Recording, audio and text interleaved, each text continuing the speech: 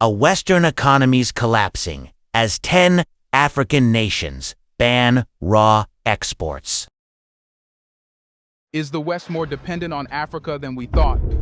As African nations impose export bans on Western countries, it's becoming clear who needs whom. The West is feeling the pinch. What's the strategy now, and which countries have led this movement? Let's find out.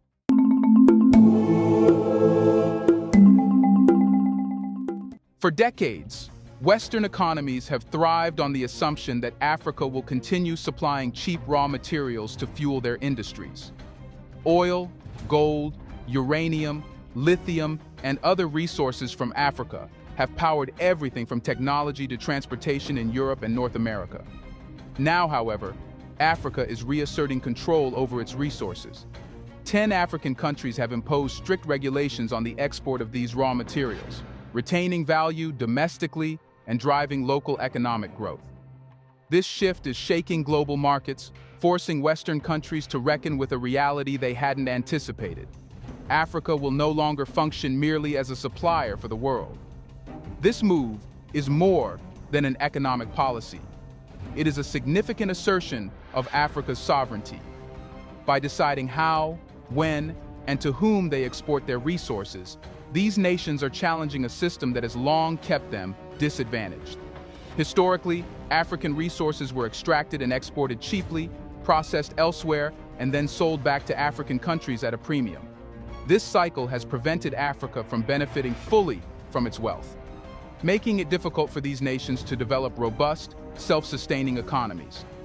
The new export restrictions signal a profound shift in how African leaders view their role in the global market. Number 1. Ghana's gold restriction. Ghana, one of Africa's largest gold producers, has taken a decisive step to control its gold resources. New regulations now require that mining companies operating in Ghana sell 20% of their refined gold to the Bank of Ghana. This policy is a strategic move to help Ghana build its gold reserves and reduce reliance on foreign currencies, which have often left the country vulnerable to external economic shocks. By holding more of its wealth within its borders, Ghana aims to gain greater financial stability and independence. For decades, Ghana's gold was exported primarily in its raw, unrefined form, with much of the value being captured by foreign refineries and companies. The new policy changes this dynamic, requiring foreign mining companies to refine a portion of their gold within Ghana itself. This decision is about more than economics. It is a challenge to a system that has long dictated that African resources be exported with little benefit to the originating country. But why should a country so rich in gold have to rely on foreign currencies to stabilize its economy? This question goes to the heart of Ghana's new policy.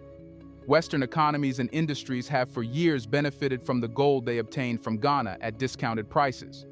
By enforcing export restrictions, Ghana is signaling that its resources will no longer be available to subsidize foreign economies.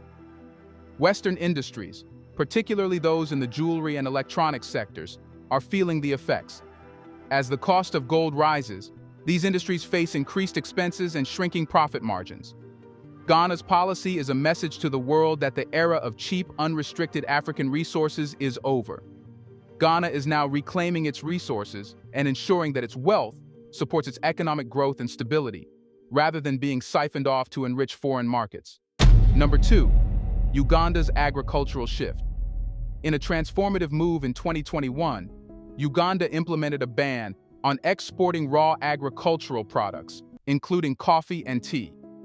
Uganda, a top coffee producer, recognized the economic disadvantage of exporting raw beans, which foreign companies could then process and sell at a premium. By focusing on exporting only processed goods, Uganda is keeping more of the value of its coffee within its borders. This shift is helping to build a local processing industry that creates jobs, increases revenue, and strengthens Uganda's economy. Why should Uganda's farmers put in the labor to grow coffee, only to see the major profits go to foreign corporations? By addressing this imbalance, Uganda is setting a new standard for the agricultural export market. The government has been investing in local processing infrastructure, such as coffee roasting facilities, to add value to the crop before export. This change challenges the global coffee industry, which has long relied on low-cost raw materials from Africa. Western coffee companies, accustomed to buying cheap beans from Uganda, are now faced with either paying higher prices for processed coffee or finding alternative suppliers. This disruption impacts not only profit margins, but also the supply chains of companies that have come to rely on Uganda's affordable exports. By moving up the value chain, Uganda is claiming a stronger economic position, reducing its dependency on volatile international commodity markets and ensuring its coffee profits benefit Ugandan workers and businesses. The impact on Western companies highlights the broader shift in Uganda's economic approach. This policy challenges the long-standing assumption that African nations are there to provide raw goods to more developed economies. By asserting its right to process and profit from its resources, Uganda is showing that it can stand as an equal player in the global coffee market. This shift is transforming Uganda's role from supplier to market participant, positioning the country to benefit from its natural resources fully. Here's a reminder to please like and share the video and subscribe to our channel to watch more videos on Black culture, history, civilization, and identity. Let's continue now. Number 3. Gabon's log ban. In 2010, Gabon implemented a ban on the export of raw logs, marking a turning point in its approach to natural resource management. Before the ban, Gabon's timber industry largely served foreign markets, with raw logs exported to Europe and Asia. Gabonese officials saw that this arrangement left most of the value generated from their timber in foreign hands.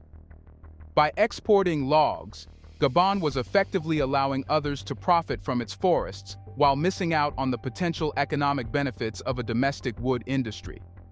If Gabon's timber is valuable enough to sustain European industries, shouldn't Gabon also benefit directly from that value? This question lies at the heart of Gabon's decision to restrict raw log exports. The ban encouraged local industries to grow, leading to a boom in furniture, manufacturing, carpentry, and other wood-based sectors. These industries have created jobs and diversified Gabon's economy, making it less dependent on a single export market. The impact on European furniture manufacturers has been significant. They now face higher costs as they can no longer rely on cheap raw logs from Gabon and must purchase finished wood products instead. This change has forced many companies to reconsider their supply chains and acknowledge the true value of African resources. Gabon's policy has become a model for other African nations, proving that local processing can bring substantial economic benefits.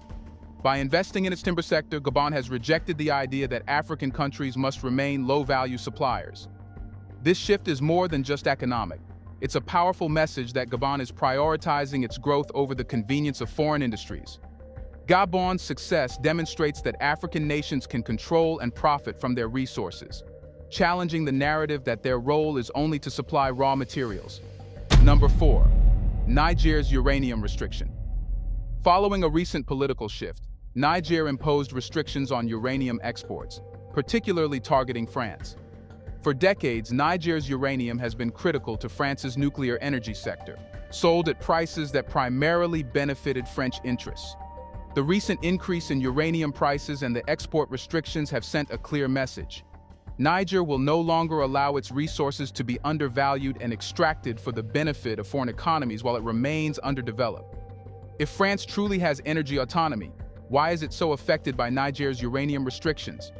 This situation exposes the dependence of European energy security on African resources, challenging long-standing narratives of Western self-sufficiency. France's nuclear industry, which powers much of the country's electricity grid, now faces increased costs and potential shortages. Niger's move is not just an economic policy, it is a declaration of sovereignty. By asserting control over its uranium, Niger is forcing European nations to renegotiate terms that have long been one-sided.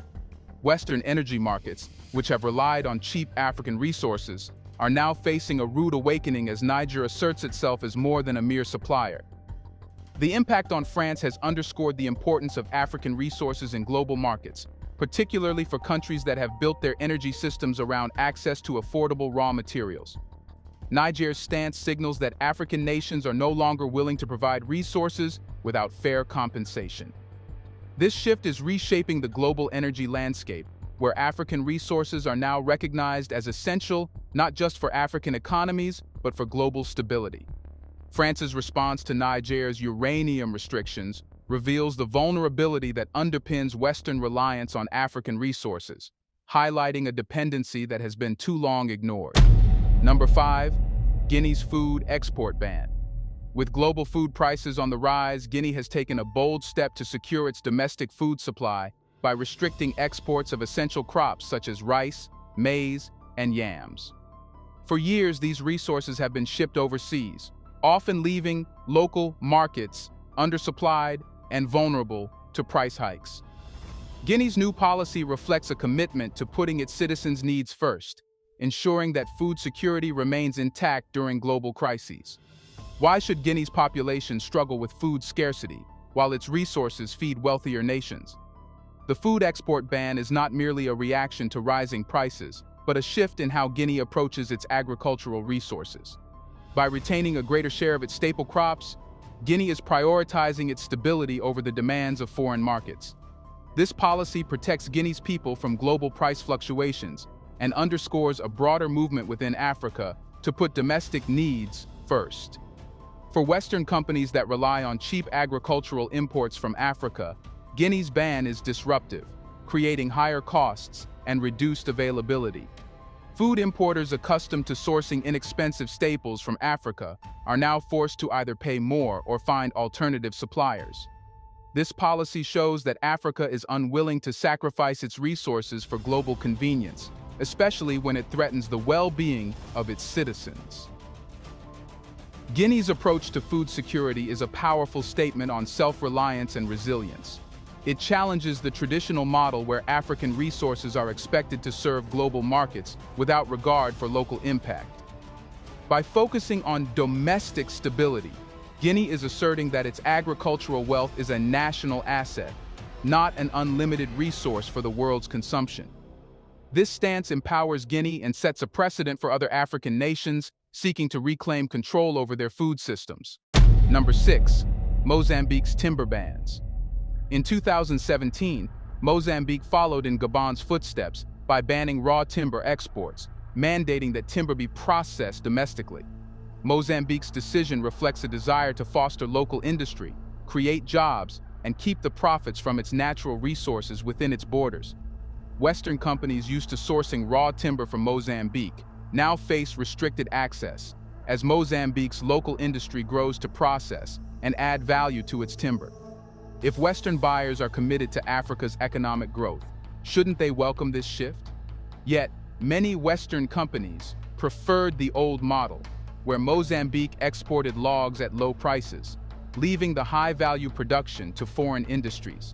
By retaining its timber industry, Mozambique is rejecting the low-value role assigned to it in the global economy.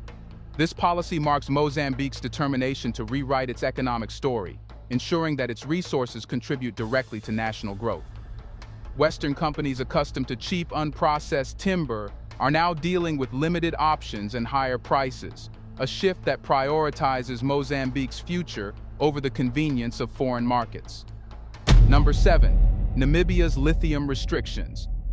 As global demand for lithium surged with the rise of electric vehicles, Namibia seized the opportunity to control this valuable resource. The Namibian government imposed restrictions on lithium exports, aiming to establish local processing industries to participate in the green technology boom. Western tech companies and automakers, reliant on low-cost lithium, are now confronted with the choice to either invest locally or seek alternatives. If sustainability is truly a Western priority, shouldn't Namibia's move be applauded? Instead, Western industries are scrambling, unprepared for a scenario where African countries retain ownership of critical green economy resources. Namibia's decision positions it as a key player in the sustainable energy market, disrupting supply chains and forcing Western companies to negotiate on Namibia's terms. This policy shift is about more than economics. It's about setting a new standard in global resource management. By retaining control over lithium production, Namibia is positioning itself as a leader in the transition to renewable energy, ensuring that the benefits of the green economy are shared with Africa, not extracted from it. Number 8. Ivory Coast's cocoa control. The Ivory Coast, the world's largest cocoa producer, has imposed restrictions on exporting raw cocoa beans to boost its domestic chocolate industry. For years, Western chocolate companies profited from low-cost cocoa beans, buying them raw and processing them into high-value products abroad. Why should the Ivory Coast, which provides the world with cocoa, remain on the margins of the chocolate industry? By restricting raw exports, the Ivory Coast challenges the status quo, keeping more of the value within the country and creating jobs in local chocolate production. Western companies now face higher prices or limited access, as they can no longer rely on cheap cocoa from Africa. This shift not only strengthens Ivory Coast's economy, but also disrupts a global industry that has traditionally kept Africa at the bottom of the value chain. The Ivory Coast policy is a stand for economic dignity, asserting that Africa deserves a fair share of the wealth created by its resources. This move forces the chocolate industry to respect the role that the Ivory Coast plays in its success. Number 9. Democratic Republic of the Congo. The Democratic Republic of the Congo (DRC) holds some of the world's richest deposits of copper and cobalt, two minerals critical for modern technology, especially for renewable energy, electric vehicles, and electronics. For years, these resources have been exported in raw form, allowing Western corporations to reap the profits from refining and manufacturing, while the DRC saw only a fraction of the potential value.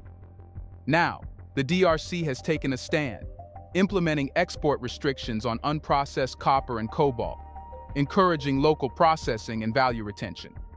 Why should the DRC continue to subsidize foreign tech industries at the expense of its growth? The DRC's leaders have realized that by processing its minerals domestically, they can create jobs, improve local economies, and capture more value from their resources. This decision represents a significant departure from the past, where Western companies, especially tech giants, have relied on cheap cobalt to fuel their innovation without investing in the communities from which these minerals are sourced. Western tech companies now face increased costs and more complex supply chains as they are forced to source processed minerals or pay a premium for raw exports. This shift not only affects the tech and electric vehicle sectors, but also signals a changing dynamic in the global supply chain for renewable resources. By asserting control over copper and cobalt exports, the DRC is no longer just a supplier. It is positioning itself as a crucial player in the green economy. The DRC's move highlights a broader message. Africa's resources are not a free-for-all, and the continent will no longer accept being a source of low-cost materials. Western corporations and economies, heavily reliant on African resources, must now grapple with the reality that African countries are setting terms that prioritize their development and prosperity.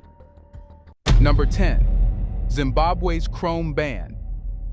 Zimbabwe, one of the world's largest producers of chrome, recently imposed a ban on the export of raw chrome, aiming to boost local processing and increase its share of the high-value chrome market. Chrome is essential for a range of products, from stainless steel to specialty chemicals. For years, raw chrome has been exported cheaply, benefiting foreign industries and leaving Zimbabwe with minimal profit. With the new export restrictions, Zimbabwe is demanding that the benefits of its resources remain within its borders. Why should Zimbabwe continue to serve as a mere raw material provider when it has the potential to build a robust domestic industry? By banning raw chrome exports, Zimbabwe's leadership is making it clear that the country is ready to take control of its economic future. The government has invested in local smelting and processing facilities, creating jobs and ensuring that more value is added to chrome before it reaches international markets. This policy has had a ripple effect on global industries, especially those in Western countries that rely on low-cost chrome from Zimbabwe. Companies that previously purchased cheap, unprocessed chrome are now facing higher costs and limited availability, disrupting their supply chains. Zimbabwe's policy reflects a broader desire among African countries to reject the role of low-cost suppliers and embrace a future in which they retain control over their resources. By building its domestic chrome industry, Zimbabwe is taking a powerful stand against a system that has long taken advantage of African resources. This move challenges the assumption that Africa's wealth should be sold cheaply and positions Zimbabwe as a leader in the fight for resource sovereignty. Western companies reliant on African chrome are now forced to reconsider their approach, as they can no longer depend on cheap exports from Zimbabwe to support their industries. So, to sum this up, these 10 African nations are not merely disrupting global supply chains. They are redefining Africa's role in the global economy. By reclaiming control over their resources, they are challenging a long-standing narrative that has kept Africa on the periphery of global markets. Western economies, heavily dependent on African resources, are now being forced to reckon with a future where Africa sets its terms, ensuring its natural wealth serves its people first. The impact of these policies is being felt worldwide. Western companies face rising costs, supply shortages, and a need to adapt to a new reality where Africa is no longer a passive player in global trade. For Africa, these moves represent more than just economic adjustments. They are declarations of independence, challenging an exploitative system that has kept the continent economically marginalized for centuries. The message is clear. Africa's wealth will be used to fuel Africa's growth, not subsidize the economies of wealthier nations. As the global market adjusts to this new reality, Africa's actions signal the dawn of a new era where the continent is no longer merely a supplier, but a full participant in the global economy, shaping its destiny on its terms. Do you think the West would beg to get these exports? Why can't they keep ties that benefit both? Let us know in the comments section why West only wants to exploit. Do you want to watch more videos like this one? If so, subscribe to our channel and press the bell icon next to it. We have decided to bring videos on something nobody talks about: the Black culture, civilization, history, and evidence about how glorious Blacks have been. Thanks for watching, and until the next video, stay tuned.